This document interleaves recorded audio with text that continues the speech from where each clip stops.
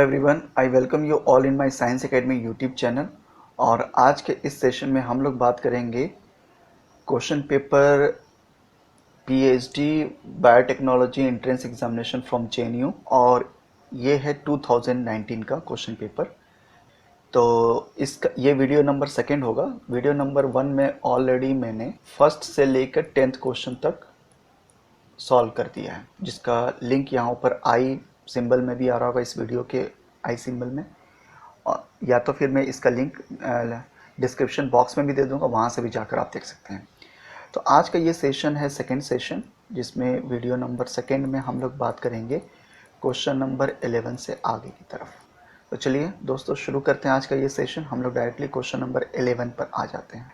तो question number 11, what event of DNA virus life sciences distinguish early and late viral gene expression? Okay, तो late और early कुछ gene होते हैं जो जीनोम में प्रेजेंट होते हैं। ये डिसाइड होता है कि अर्ली का मतलब होता है जो early stage of life cycle में ये एक्सप्रेस होंगे, और लेट मीन्स ये late phase of life cycle में एक्सप्रेस होंगे। जैसे एक ऑर्गेनिज्म में कोई वायरस इन्फेक्ट करता है, तो वायरस इन्फेक्ट करने के बाद में वायरस अपना लाइफ साइकिल स्टार्ट करेगा, तो सबसे पहले इस तरह के जीन, अर्ली जीन को वो सिंथेसाइज करेगा। तो इसमें कौन से आएंगे? डीएनए पॉलीमरेज, क्योंकि जब वो जाएगा सेल के अंदर तो अपना डीएनए को रेप्लिकेट करेगा, तो उस तरह के जीन चाहिए। लेट फेज में होता है कैप्सिड बनाने के जीन। तो कैप्सिड जीन पैकेजिंग में काम आते हैं, तो पहले तो डीएनए बनना चाहिए, तब फिर कैप्सिड का रोल है। तो इसको डिपेंड करता है कि ये किस स्टेज में रेप्लिकेट करता है। तो आंसर होगा replication of viral genome. Moving to next question, what is the striking feature of transducing retrovirus? Transducing retrovirus का मतलब है कि ये वायरस दो होस्ट के बीच में कम्युनिकेट करते हैं, या फिर DNA exchange from host number 1 to host number 2 via virus. तो इसको हम लोग बोलते हैं ट्रांसड्यूसिंग वायरस या रेट्रोवायरस, यानी आरएनए। इनका जीनोमिक मटेरियल कैसा होगा? आरएनए। तो यहाँ पर ये क्या कर सकते हैं? Viral genome carries cell derived oncogene, ये स्ट्राइकिंग फीचर है। रेट्रोवायरस क्या करते हैं कि कॉम्प्लीमेंट्री डीएनए बनाकर, cDNA बनाकर ये होस्ट के साथ इंटीग्रेट कर जाते हैं। सपोज ये H1 होस्ट में इंटीग्रेट कर गया, ये by the way cancerous cell है, तो अब जब ये वायरस यहाँ से होस्ट H1 से होस्ट सेकेंड में जाएगा, तो कुछ हो सकता है कि होस्ट के जीन को भी अपने साथ में लेकर चला जाए, और ये जीन हो सकता है ऑन्कोजीन हो। तो जब ये होस्ट H2 में इंटीग्रेट करेंगे इनके, तो ये इनको भी कैंसरस कर देगा।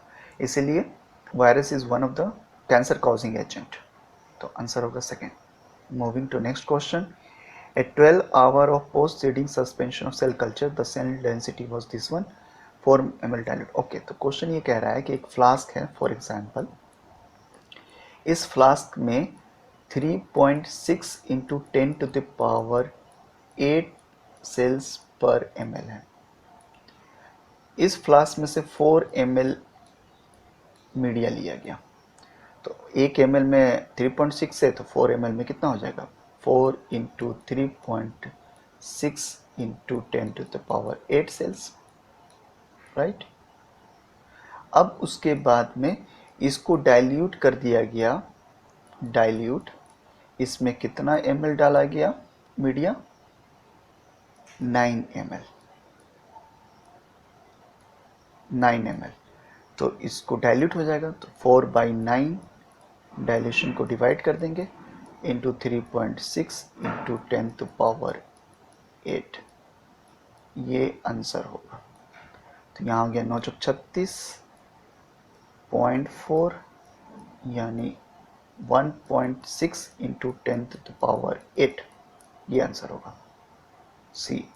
Moving to next question, which of the following nucleic acid type are not found in virus?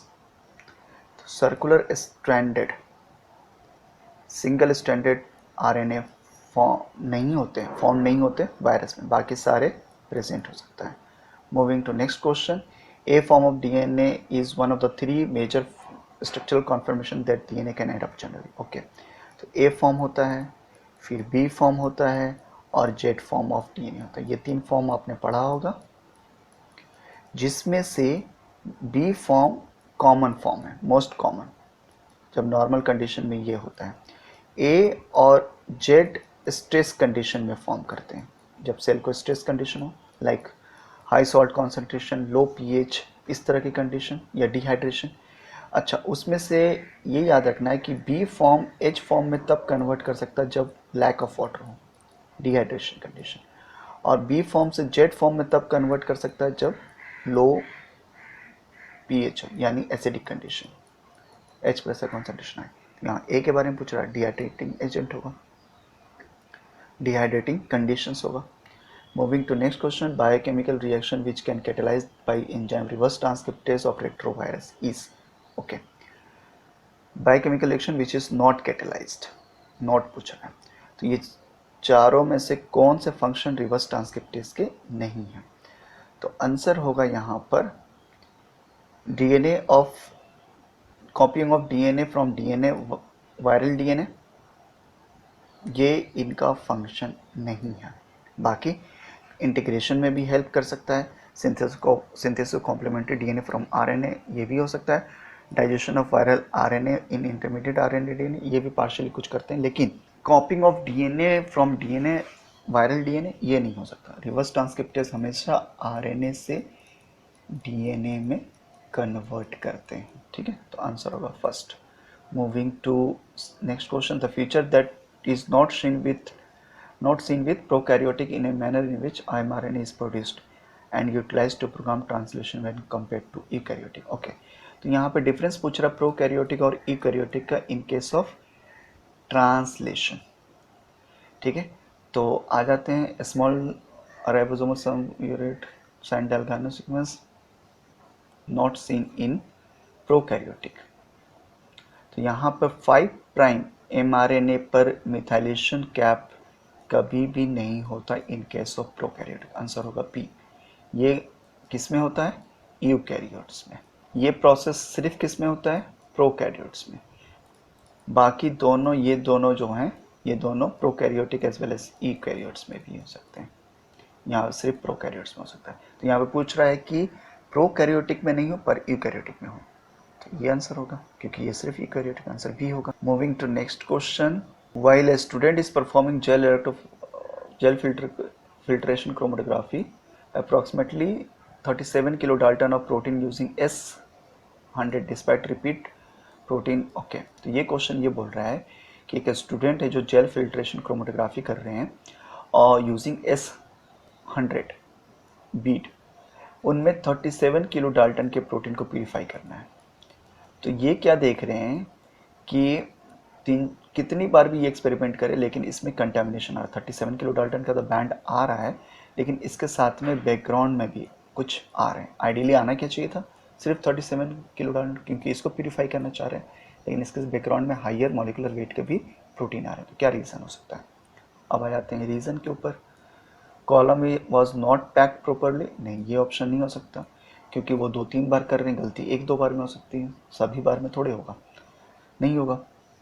The next option पे आता है, the high molecular weight protein are possibly interacting with 37 kilo dalton protein and therefore could not separate but resolve in denaturing SDSPH। ये true है। ये हो सकता है कि 37 किलो डाल्टन के साथ में कोई बड़े protein like 90 kilo dalton protein associate हो इनिशियली। तो जब एसोसिएट होगा तो ये दोनों सेपरेट नहीं होंगे, क्योंकि ये दोनों वीक इंट्रैक्शंस हैं। लेकिन जैसे ही SDS डाला तो SDS क्या करता है? वीक इंट्रैक्शन को ब्रेक कर देता है, तब ये दोनों सेपरेट करके अलग अलग बैंड फॉर्म करेंगे। ये पॉसिबल रीज़न हो सकता है, ठीक है।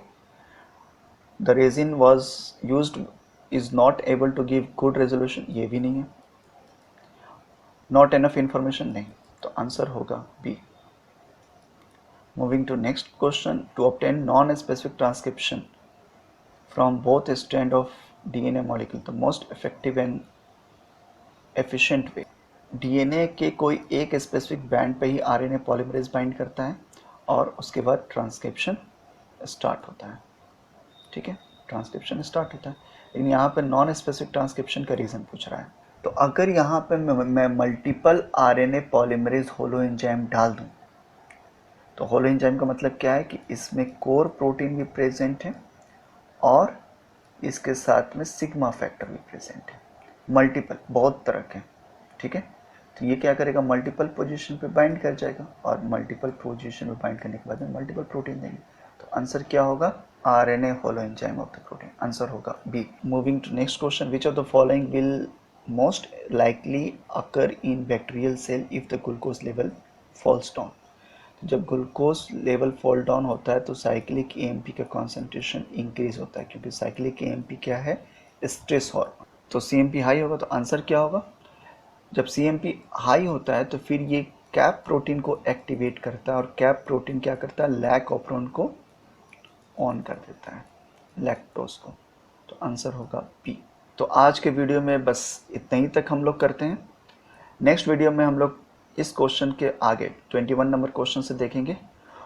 तो प्लीज़ कमेंट करके इस वीडियो के बारे में बताइए कि ये वीडियो कैसा लगा आपको, और आप इसको ज़्यादा से ज़्यादा लाइक कीजिए। इसी सब चीज़ों से मुझे मोटिवेशन मिलता है ताकि मैं और वीडियोस बनाऊं इस पर। इस वीडियो को ज़्यादा से ज़्यादा लोगों के साथ में, फ्रेंड्स के साथ में शेयर कीजिए ताकि वो भी बेनिफिटेड हो जाएं। और अगर अभी तक आपने मेरा यूट्यूब चैनल सब्सक्राइब नहीं किया है तो प्लीज़ यूट्यूब चैनल मेरा सब्सक्राइब कीजिए ताकि आपको इस तरह के वीडियोस मिलते रहें, क्योंकि मैं रेगुलर वे में इस तरह की वीडियोस अपलोड कर रहा हूँ। इसलिए thanks a lot for watching. मिलते हैं नेक्स्ट वीडियो।